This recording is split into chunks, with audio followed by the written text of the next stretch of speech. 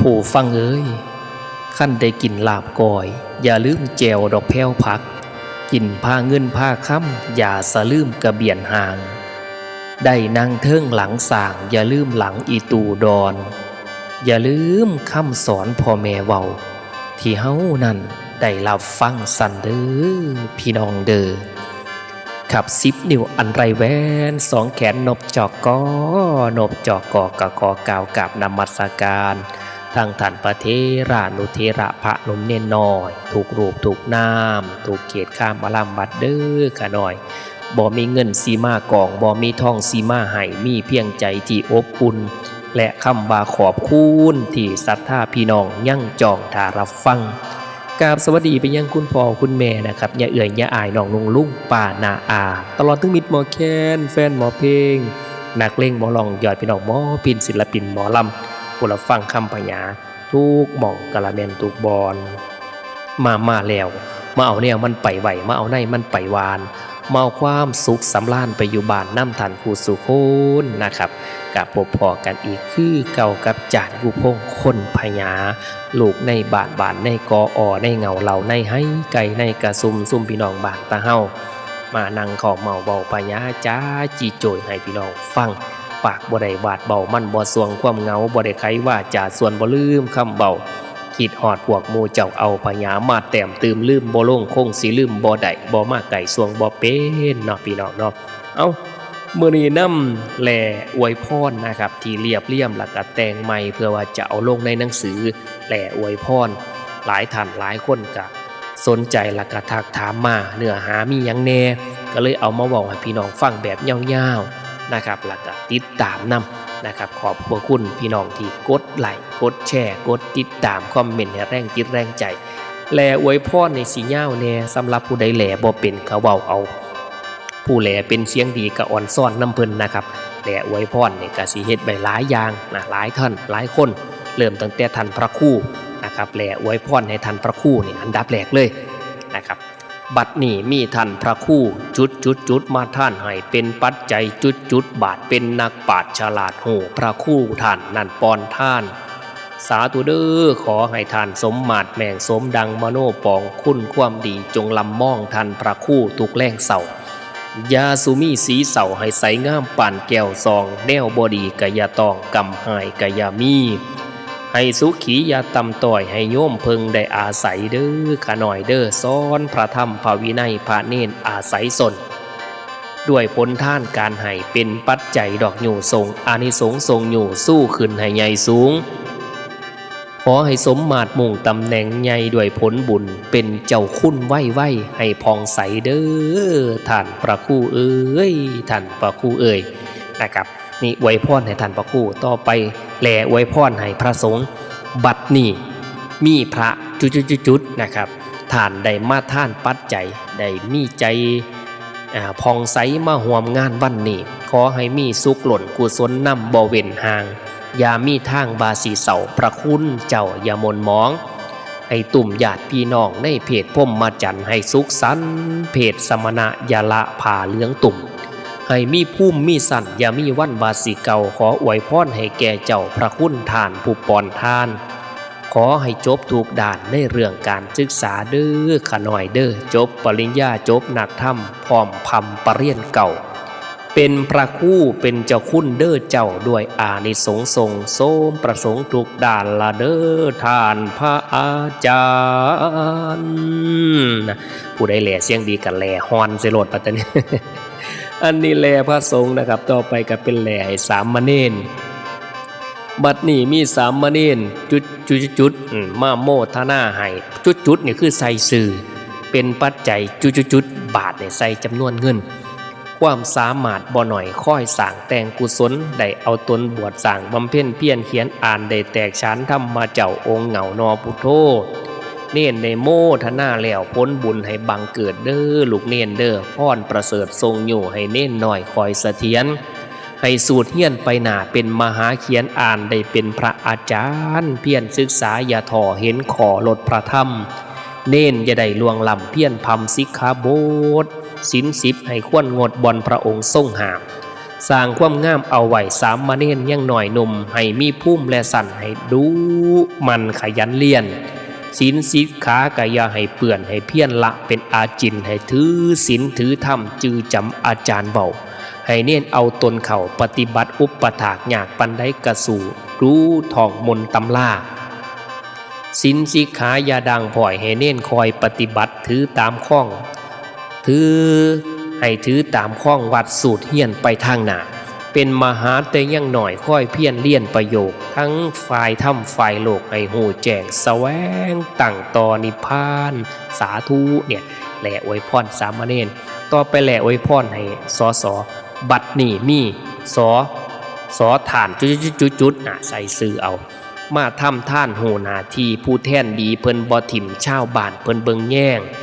แม่นสีถ่วมหรือแหล่งเพิ่นกะซอยเรือเฮาย่ามบุญเพิ่นกะเอาห่วมโมทนาแบ่งมาเบิงแย่งชาวบ้านจัดงานบุญใหญ่ผู้แท่นเพิ่นบ่ถิ่มชาวบ้านพวกหมู่คนเริ่มแหลกต้นมาสร้างกองการเอาเงินเดือนมาท่านบ่แม่นเอาเงินตัวต่มเฮ็ดให้สมกับฐานเป็นตัวแทนประชาราษฎร์หลายพันบาทบ่หน่อยหลายร้อยเพิ่นกะท่านขออวยพรให้แก่ท่านสเด่นคนดังอยากได้หยังให้สมพรอย่าย่อนเสียงคะแนนแต่ง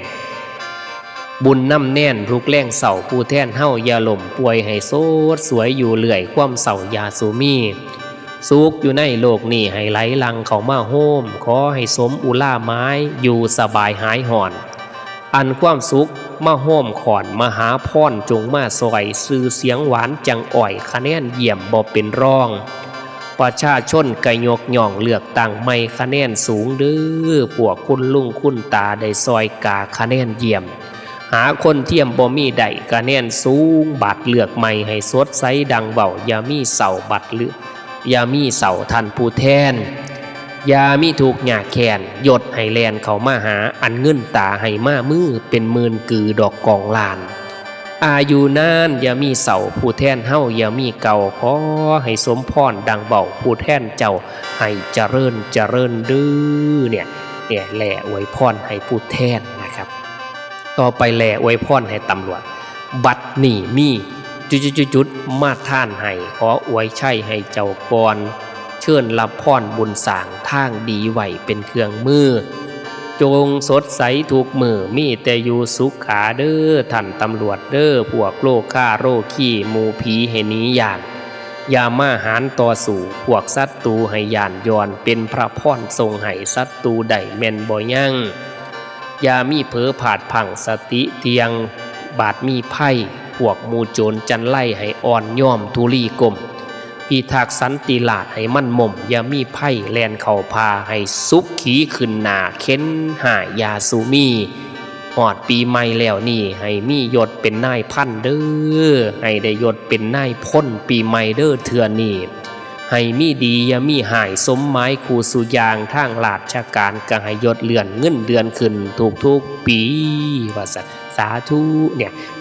แหล่อวยพรให้ตำรวจต่อไปกะแหล่อวยพรให้ทหารบัดตะเนี่ย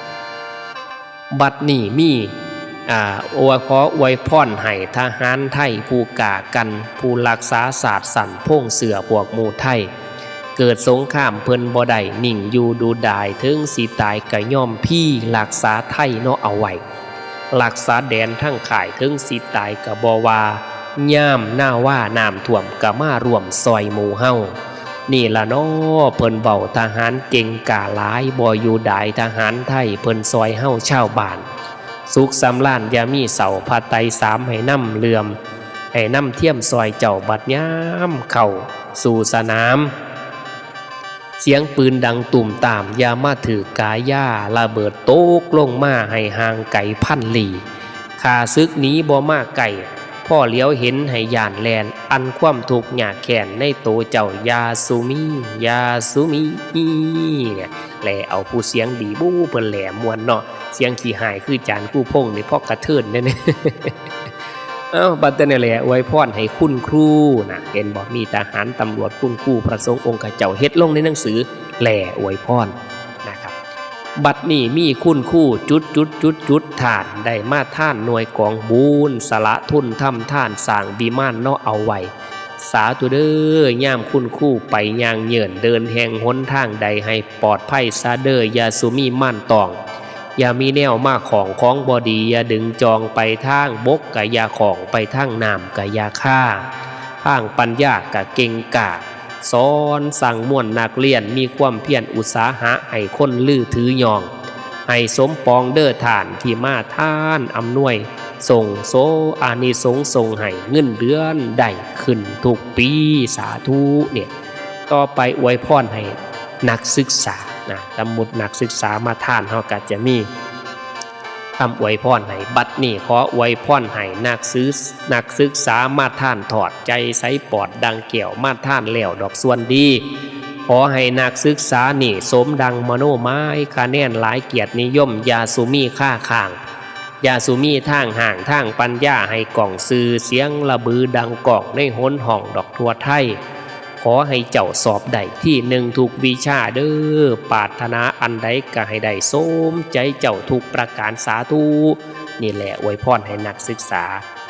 ต่อไปอวยพรเด็กหน่อยนะครับอวยพรให้เด็กหน่อยบัดนี้มีเด็กชายหรือเด็กผู้หญิงวงเล็บใบพี่น้องกระใส่หลดมี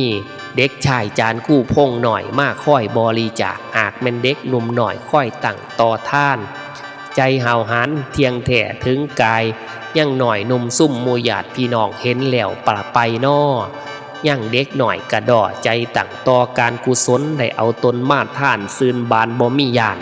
ได้มาท่านเงินแล้วเป็นจำนวนจุดบาทให้ฉลาดรอบลู่เด้อหล่าผู้ลวงมาเจ้าหากใจแก่กาได้มาปอนเงินตาได้มาโมทนานำบุญงานบั้นนี้ก็ให้สุขีหล่นกุศลท่านปุยวานด้วยพ้นท่านอย่ามีความโศกเศร้าโตเจ้าให้หงเฮือง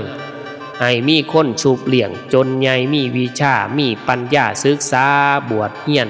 หาความหูให้เป็นคู่เป็นเจ้าข้าวสีมาตอนใหญ่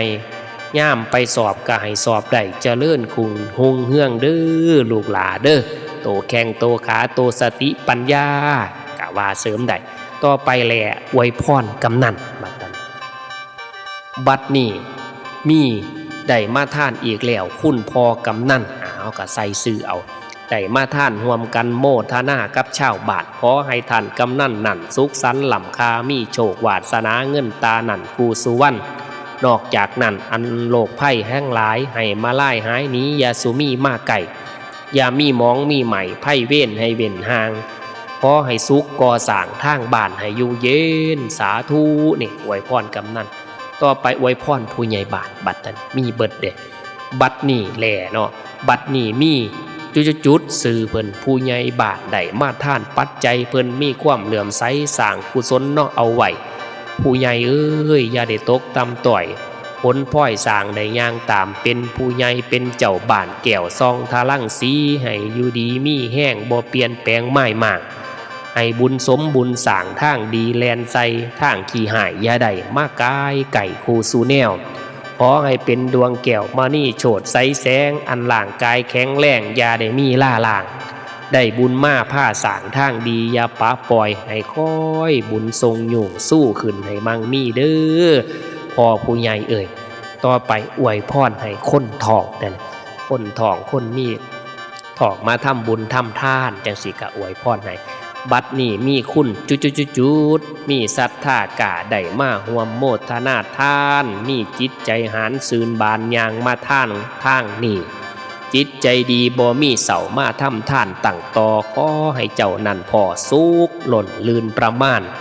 แม่นสีนางอยู่บ้านจับจ่ายขายของอันบ่เงินท่องให้ไหลมาหมื่นคือกองหลาดสุขสำราญเด้อเจ้าประสงค์ยังให้ได้ง่ายมีลูกชายกะเก่งกะม่วนยาบ้ากะยากินมีลูกสาวกะยาสิ้นดินดันน้ำส้ายยาเกเรลูกยิ่งส้ายให้วานอนสอนง่ายให้สดใสบัดยามเข่าเรียนหนังสือกะให้เก่งหาผู้เสงผู้สู่ลูกชายเจ้าแม่นบ่มีลูกผู้ยิ่งว่านี่กะให้เก่งคือกันเด้อหัวคิดท่านในการเรียนเก่งดีคุณคู่หย่องอย่ามีแนวคัดของสมองดีให้คนซาเลี้ยงลูกมาให้เป็นก่าวให้คนเบายกว่าดีอยู่ในโลกมนุษย์นี่อย่ามีผู้เสมอเหมือนสุขเสถียรสาเดอดังบ่พรมาแล้วขอ อให้ใสคือแก้วแววว่าวดังพรว่าให้สุขขาขึ้นหน้าอย่ามีเสาเก่าหมองสาธุต่อไปแลอวยพรคนพิการลังเทื่อก็สิมีคนพิการเพิ่นก็มีจิตใจหาวหาญอยากมาทำบุญทำทานพิการหยังก็แล้วแต่อวยพรก่อนเดียวกันบัดนี้มีคุณจุดๆๆเพิ่นได้มาท่านให้เป็นปัจจัยจุดๆบาทสาธุเด้อเกิดเป็นในศาสนาให้เก่งกะกูสุอันร่างกายนั่นให้สมบูรณ์อย่าพิการผลของท่านนำสู้ทรงกุศลนำโยให้บุญสู้บุญขำภาลานำหนาวจองเป็นมะล่องจ่องแจ่งแห้งหน่อยยาสูมีเป็นมะหลูดปูดปีให้ห่างนี้สังขารกุศลท่านนำศักหักษานอโตถานสุขสำล้านบุญสั่งอ้อมพางให้บางเบาเด้ออันความเสาเกาสียาสูมีเจริญอ้วนให้มีนวลมีเนื้อผิวพรรณเปล่งปลังมีอายุวันนั่งมีสุขขังพลังโตเจ้าให้อยู่ดีเป็นดังพรทรงสี่ให้มีโชคมหาศาลถึงเป็นคนพิการแต่มาท่านปัจจัยไว้ศาสตร์ต่อไปข้างหน้ายามเป็นมาคือศาสตร์เก่าเด้อให้เจ้าสวงเจ้าเศร้าหูตาสว่างแจ้งแท่งมองปองไขบุญกุศลจงได้น้ำคุ้มหุ่มห่อเกิดศาสตร์ได้กายพอคว่ำจนให้ทุกประการขอให้ท่านพ้นจากโลกง่วนโลกฆ่าอันล่างกายแขนขาพิการยาสุพานมากไก่อันคว่ำเจ็บคว่ำไข่ไพ่ม่านให้ไกลห่างเหตุอันใดต่างๆกะให้รวยให้ได้สมใจเจ้าทุกประการเด้อสาธุเนี่ยเนาะต่อไปแลอวยพรพ่อขาแม่ขาในงานวัดงานบ้างานบุญศีลกินท่านกสิมีพ่อขาแม่ขายมาตั้งร้านขาเพิ่นกสิมีจิตเหลื่อมใสใจศรัทธามาบริจาคกะแลอวยพรตัวนี้เลยให้เพิ่นบัดนี้มีคุณพ่อหรือคุณแม่ขาศรัทธามากเหลือหลายขออวยพรไปตามลายผู้เพิ่นขายสินค้าให้ขายดีเด้อพ่อขาแม่ค้าขายยังกัดตามสร้างยามีทางสีสวยให้รวยขึ้นแต่ละวันมือละพันนั้นยังหน่อยกำไรงามมือละหมื่นมือละแสนโกดหลานพ้นท่านใดอยู่บ่เศร้าขอให้รวยหมื่นเท่าเศรษฐีใหญ่กำไรแสนอย่าขาดแค้นขายของแนวดองขนมม่วนขนมกวนขนมหย่อยท่องฝอยดอกบัวแผ่นขายเป็นแสนหอดเสื้อผ้าล่องเท่าพวกนักเรียนขายของเหื่อนของใส่ในขั้วหมออมขายของกินพำพร้อมให้ขายได้คูสูญามแม่นสิขายเข่าน้ำให้เงินลังไหลมาเหมือนคงค่าว่าลี่แม่นาที่ยาวเยินให้เพิดเพื่อนเงินใส่สิ่งของคูสูยางยามีทางสีเสาเงินท่องเข่าอยู่บ่เศร้ามีกำไรหมื่นเท่าให้เกิดจากขายของเด้อให้เงินท่องไหลมาดังนาที่ว่างกวางอย่ามีแนวมาขวางข้างหลวงจงแน่นอังคือดังว่างแม่น้ำอย่าเคินทางปองทางเจ้ามาทำก่อการสร้างท่านถอดเงินตาให้โซพี่โซผ้าดังกาวจามมาแล้วขอให้ใสคือแก้วมานี่ค่ำอันลำคาขอให้รวยขึ้นหนาย่ามขายขาให้มังมีเด้อสาธุเนี่ยอวยพรพ่อขาแม่ขาต่อไปอวยพรแหล่อวยพรคนขับรถหรือว่าโชเฟอร์เพิ่นติดตามพระมาหรือว่าขับรถขับลามาในงานเพิ่นมาอุปโภโมทนากะแหล่อวยพรให้เพิ่นบัดนี้มีคุณจุดโซเฟอร์ฐานปูใจบุญสาระทุนทำท่านได้ปอนเงินปัจจัยแบ่งสัตว์ท่าแห้งเหลืองเหลวบ่มีแนวสีหามยาเอาเงินตาปอนให้บ่มีใดว่าสีแพงขอให้สมมาตรแม่งดังใจที่นึกหมายเด้ออย่ามีตายกลางทางรถล่าบัดย่ามบิ่งมีทรายยิ่งขึ้นน้ำเจ้าอาศัยไปย่ามรถแลนคนโดยสารอังแหน่นอาศัยเจ้าเป็นผู้เดียวไปห้อยโคดห้อยเหลี่ยวยามีลนลงถนนยามีส้นยามีต่ำนอพาถ้ำรักษาเจ้ายาสูมีเมาเหล่าโซเซบัดขึ้นคีสติมีสีบ่ขวมสำรวมไหวสีบ่โซนแต่ละมือให้เจ้าผลสติเทียงบ่เครื่องตาไปไสมากก็เลยดีขั้นบ่มีเมาเหล่าสติเฮาบ่มีแย่ไปไสมากก็ได้ง่ายบ่มีตายและขวมขั้นโตเจ้าแม่นบ่เมา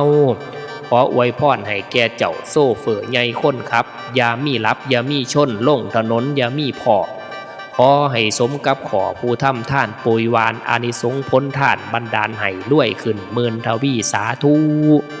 ต่อไปกะอวยพรให้เศร้าหน้าเฮานี่เฮ็ดข้าวยากเนาะตะลิตนแห้งแม่ ส่วนสีขายก็ยังไปถามเขาอยู่ซื้อมื่นเท่าใดล่ะกิโลละเท่าใดล่ะบ่รวยจากเถื่อเลี้ยงหมูหมาเป็ดไก่ย่ามสิขายยังสิขายตัวละเท่านั้นกิโลละเท่านี้ขายเขาไปถามคนซื้อมันก็บ่รวยจักเถื่อแหละเนาะ บัดนี้สิขออวยพรให้คนชาวนาไทยโดยดังให้สมหวังก่อนหน้านี้ปีนี้ให้ฝนดีปีใหม่นี้ให้ล้นคือเหลือเหือให้เขาเหลือล้นล้านส่งขายเป็นสินค้าให้เงินตามากเข้าทางกระเป๋าจนว่าอังอย่ามีทางปนปีการเป็นหนี้ยาซูมีหนี้ธกสหนี้เงินล้านหนี้คนข้างๆบ้างกายสวงเศร้าเบาหายเด้อสัพพทุกข์ให้แลนหลีสัพพโลกอย่ามีมาสัพพภัยทุกขาอย่าได้มาแนวนี้ให้สุขีถึงขันอย่ามีบั้นสิลมป่วยให้สดสวยถูกมือแล่งเศร้าอย่าเกาซี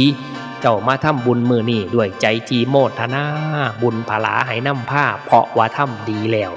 อย่ามีแนวมากขันสายสัมพันธ์ทุกเศร้าคำความละกรรมโศกห่อนให้นี้เบ่นแม่นห่างไก่ขอให้เจ้านั่นได้สมดังมโนไม้ให้เขาหลายเป็นล้านแสนอย่าขาดแค้นเงินใส่ด้วยหลายๆเป็นแสนล้านสนุกท่านสนุกใจสุขสบายหอดเถ่าอย่ามีเสาเก่ามองขอให้พวกพี่น้องท้องถิ่นชาวนาให้สุขสันต์หันษาดังกล่าวจ๋ามาแล้วให้ได้ใสคือแก้วเพราะมีบุญหนุนส่งโสมประสงค์ถูกดาดเด้อถาดเศร้าหน้าเอ้ยเศร้าหน้าเอ้ยว่าสันละต่อไปกับเป็นแหล่อวยพรขณะผ่าป่าสามัคคีลูกหลานนำผ่าป่ามาถวายนำบัตรนำบ้านำโรงเรียนกลับมาเฮือนมาสร้างบ้านตาเฮากะอำนวยอวยพรแหล่ให้เขาม้วนๆหลดเฮ็ดได้แล้วบัดนี้มีลูกหลานเก่งกานํผ่าป่าสามัคคีมีแต่คนจิตใจดีมาซอยบุญคูณบาทจิตใจหารวันนี้ได้มาท่านพร้อมพำขนำผ่าป่าคณะหลายสายนำทำประโยชน์แก่บาทท่านให้แก่ประสงค์ขอประกาศดังโป่งกระจายทรงโฆษณาด้วยศรัทธาใจใสหนามใจหลายมางานนี้ชาวบ้านดีใจหล่นหลายคนเขามาร่วมผ่าป่าจากกรุงเทพพุ่นมนุนสร้างวัดป่ามีศรัทธาแก่กะอุตสาหะเก็บเงินยากเหลือเกินหาเงินกว่าสิมีรายได้ทำงานสวนงานใหม่งานบาบ้านฝรั่งบางคนไปนั่งคาบแท็กซี่มอเตอร์ไซค์ผอมขี่รถจนบางคนทำน่านห่างโล่งแรงหลานบักไงบางก็ไปทำอาหารไทยภัตตาคารไงกวงเมืองหลวงพุ่นกะหากมีส่วนศรัทธาพุ่นพี่น้องพี่ได้นำมาพัฒนาบ้านวัดเฮาให้ฮงเฮืองเลืองเหลื่อมเงินเดือนเพียงเล็กหน่อยก็ร่วมกันปั่นเข้าใส่ด้วยน้ำใจเลิศล้ำมาท่านให้แก่ประสงค์สื่อเสียงดังป่งประสงค์หยังอย่าเขินขาดบาสนามีโชคหล่นกุศลสร้างในแตงท่านอานิสงส์ที่ถาดนำผ่าป่ามาถวายให้สุขกายสุขใจมังมีนอกข้าวนี่ให้ได้มีเงินหลานทำงานให้รวยยิ่งทั้งผู้ชายผู้หญิงขอให้จริงดังเบาศรัทธาเจ้าคู่สู่คนดื้อสาธุเนี่ยเอากันแล้วต่อไปแหละอวยพรขึ้นบ้านใหม่สำหรับผู้ใดสิขึ้นบ้านใหม่โคสุกพอพามผู้เป็นเนี่ยก็มีบทกลอนแหล่ให้นำไปอวยพรบัดนี้ขออวยพรให้เจ้าของเฮือนขึ้นบ้านใหม่สร้างด้วยปูนด้วยไม้เล็กนั่นแม่นอย่างดีผู้มือมันมีบ้านเล็กบ้านปูนเนาะแต่พอแต่ไม่มีแต่บ้านใหม่ทำบุญเฮือนมื้อนี้ให้อยู่ซุ่มกินเย็นอย่ามีเว้นมีเคราะห์เข้าสู่เฮือนหลังนี้มีแต่ดีอย่ามีหายความสบายให้เต็มเปี่ยมมีแต่ใสแต่เหลี่ยมเฮือนเจ้าผู้ก่อบุญอย่าได้มีว่าวุ่นเขียวคุณโกล่าหนบุญกุศลนำเทียมคูสุวรรณแรงเสาอันเงินทองให้เล้าเข่าให้อันเงินทองก็ให้ไหลเข่าพ่อปานกับน้ำทาพวกเงินตาให้ลังเข่าพ่อปานน้ำเม็ดอังฝายอย่าได้เกิดเหตุหายอันตรายมั่วมองบุญน้ำปองน้ำสู้ให้ห่างไก่ไพ่หายจิตใจขาวคือฝ่ายกายใจอย่าได้คุณภาระบุญตีเฮ็ดใบให้น้ำอยู่บ่เศร้าขั้นแม่นพวกมูเจ้าเฮ็ดให้เกิดมีได้เงินดีบัดย่ามคายเฮ็ดให้มั่นหรืออ่อยได้หลายตันหลายลอยร่วมกันเป็นหลานกลัวการเฮ็ดหน้าอย่ามองหมั่วห่วงเข่าให้ทอแขนอย่ามีทุกข์ยากแค้นเงินให้แลนเขามาหาการทำหน้าให้สมบูรณ์มั่งมุ่นนอเงินใส่ขอให้มีรายได้สมบูรณ์คูสุยางอย่ามีทางว่าสิสวยให้รวยขึ้นอยู่บ่เศร้าขั้นแม่นพวกมูเจ้านอนรับเขาก็ให้ได้เงินพันนอนฝันก็ให้พวกเจ้าได้เงินแสนเงินหมื่น นอนตื่นคืนเงินล้านเต็มเฮือนซ่านดื้อว่าสันสาถูกเอาตาแม่ อวยพรแลอวยพรคนขึ้นเฮือนใหม่เนาะเอาแลบ่าวสาวบ่าวแต่งงานบางทีน้องไปน้ำงานแต่งคนก็ว่าเฮ็ดแลบ่าวสาวเฮ็ดใบสองก่อนบัดนี้สิขออวยพรให้สิทธิ์ที่ใช่สองทานนะได้ร่วมกันแต่งงานประสานหั่งอาหักหมั่นวันนี้ให้อยู่ดีงานวีบ้ามือนี่ให้ถึงทีมีใช่เด้ออย่าสูมีแนวใดมาเบียดเบียนหักใดอย่ามีไพ่มาต้องให้ปองดองหักยิงทั้งฝ่ายซ้ายฝ่ายยิ่งมีความสุขทั่วหน้าผ้ากันสร้างแปลงเฮือนอย่าได้ทุกข์ยากเฮือนให้คล้องหักสุขสำราญเป็นขอบขั้วเฮือนซ่านให้ซืนบานนอสองเจ้ามีสมบัติเต็มเหล่าหน้าสวนหัวให้ทำแนวใดกายาใดด้วยขึ้นคู่สู่แนวแต่งงานถูกต้องแล้วได้เป็นคู่ผัวเมียดายาได้มีทางเสียเลิกล่าสองเจ้าอย่ามีทางสีเสาปะกันจนเถ่าซัวได้เป็นเมียเป็นผัวถือว่าบุญมากล้นให้ทำสร้างซอยกันเด้อลูกหลานเด้อไว้พรบ่าวสาวหนึ่งไว้พรบ่าวสาวที่สองบัดนี้ขออวยพรให้แก่เจ้าผู้เป็นครูเฮี้ยงซองให้สมปองบัดข้องเฮือนสุขเสถียรอย่ามีล่าได้ลูกมาอย่าหัวดื้อยิ่งใส่ให้เบาง่ายงัวคุ้ยหลายบัดหาเลี้ยงได้เงินล้านใส่กระเป๋าขั้นแม่นพวกโมเจ้าสิทำการค้าขายสิทำให้ทำหน้ายาสุมีคัดของสนุกเน่าในห้องเงื่อนซ่านบาทหลังใหญ่เฮ็ดอันใดกะยาของพวกพี่น้องกะซอยสู้ขั้นเลี้ยงคุ้ยบักตู่ให้มันปงเป็นเขาเง่าขั้นเลี้ยงคุ้ยโตขาวให้ปงเป็นโตเขาแก้วให้สมแนวสมเหนือสมกันคูสุยางอย่ามีทางสีลมให้สมเหนือตอนเสน่อย่ามีเซมีลมล่มแห้งเจ้าอย่าวันให้สุกสันอยู่เลื่อยคว่ำหายอย่าสูมีสัพปะทุกวานีให้เว้นห่างนี้ไก่ซาบพะไพ่คือกันอย่าได้มากไก่มือนี่ได้วีว่าร่วมสำร่วมใจหักหอค่ำแม่พอบอกเบาซองเจ้าเท่าและนางเรื่องผัวเมียก็มีพิษใจกันบางต่างคนกะต่างใจค่ำเอ้ยคิดเบิ่งไปลิ่นกับฟันกระทบกันทุกวันมือมันก็คืออยู่น้ำกันใดให้สองใจร่วมเป็นหนึ่งให้คิดถึงตั้งแต่เขาย่ามสองเจ้าจีบกันเด้อจีบกันเด้อนี่สอนเขาให้คิดเห็นย่ามจีบกันย่ามแต่งงานกันหักกันใหม่ๆอย่าฝ่าวบดปูโมชันใบหลายความหักนะ อันนี้ก่อนแหล่พี่น้องเขาเอาลงไว้ให้พี่น้องในหนังสือแหล่อวยพรยังบ่เบิดเด้ยังมีแหล่ที่จังฟังมือต่อไปบ่ได้โจ๊ะบดบั่นเอาซ้ำนิทาก่อนเนาะเบาเป็นหลายมันเหงามันเหนือดเปิดภูมิใหม่ก้มเบาเขาแห้งหลายเบาเป็นหลายกับค่ายบ่มีเอาซ้ำนี่ละบุ้ยบัดสีลง เป็นตาช่างเนาะพี่น้องเนาะเอาก็ให้พี่น้องเขาอยู่ดีกินแซ่บอยู่แจบกินนัวพักกุมซุ่มเย็นลำด้วยตลอดปีโชคดีตลอดไปมันเงินสวัสดีครับ